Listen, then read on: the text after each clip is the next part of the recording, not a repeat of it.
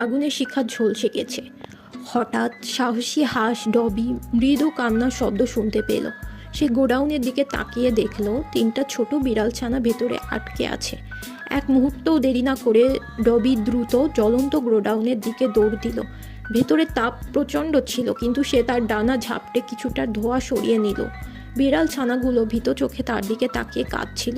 ডবি জোরে জোরে ডাকলো যেন তাদের সাহস দিতে পারে। ডবি গোডাউনের একপাশে ছোট একটি ফাঁক দেখতে পেল। সে বিড়াল ছানাগুলোকে ইশারা করলো তার পিছু পিছু আসতে। প্রথমে ওরা ভয় পেয়ে পিছিয়ে গেল, কিন্তু ডবির দৃঢ় ডাক শুনে ধীরে ধীরে সাহস নিয়ে তার পেছনে হাঁটতে লাগলো। ঠিক যখন তারা বের হয়ে যাচ্ছিল, একটি জ্বলন্ত কাঠের তক্তা ধপ করে পড়ে গেল।